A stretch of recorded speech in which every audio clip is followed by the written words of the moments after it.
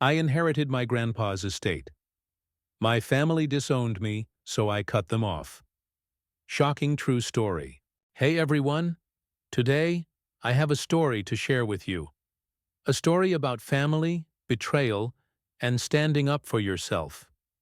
When my grandfather passed away, he left me his estate. It was his decision, but my parents and my sister never forgave me for it. They acted as if I had stolen from them, treated me like an outsider. I tried to keep the peace, but nothing was ever the same.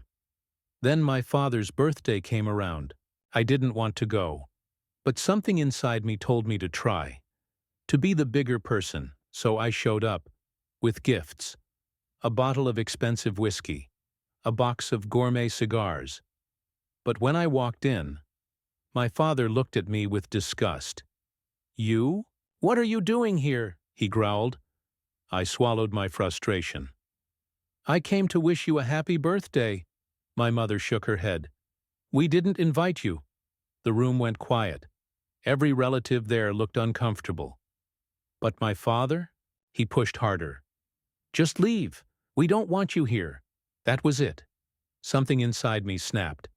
I took a deep breath and looked at them, my voice ice cold. "Fine, I'll go, but guess what? I've been paying Olivia's rent all this time because you refused to help her.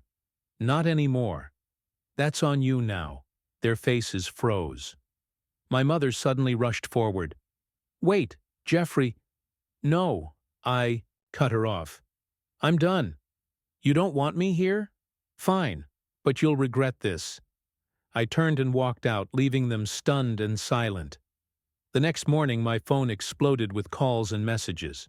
Olivia had called me 6 times, left 3 voicemails, begging for answers. I ignored them, until curiosity got the best of me. I played one of the voicemails. "Jeffrey, what the hell is going on? Mom and Dad are freaking out. They're blaming me for everything. Call me back." Of course they blamed her. That's what they always did. Then Olivia barged into my apartment. "Jeffrey, what the hell did you do? Dad called the whole family. Now everyone thinks I'm the reason you stopped paying my rent." I raised an eyebrow. "Wait, he told them that?" "Yeah," she threw up her hands. "Now Uncle Mark thinks I'm plotting against them or something. It's insane." I sighed, leaning against the counter. "Olivia, I'm sorry you're in the middle of this, but I'm done being their scapegoat. They've treated me like dirt ever since Grandpa's inheritance. I'm not going to keep playing nice when all they do is insult me." She crossed, her arms glaring at me. "But I need that money." I softened my tone. "Maybe it's time for them to take some responsibility. They're your parents too, Olivia. Why should I be the only one keeping you afloat?" She didn't answer. She knew I was right. That afternoon my cousin Megan called me. "Jeffrey, I heard about the fight. What's going on?" I told her everything. She sighed. "You know, they're saying you ruined the party." I laughed bitterly. "Of course they are, but a lot of people are on your side." Megan added, "Uncle Rob told them off. Even Aunt Lisa is furious." That surprised me. Aunt Lisa usually avoided drama. For her to speak up?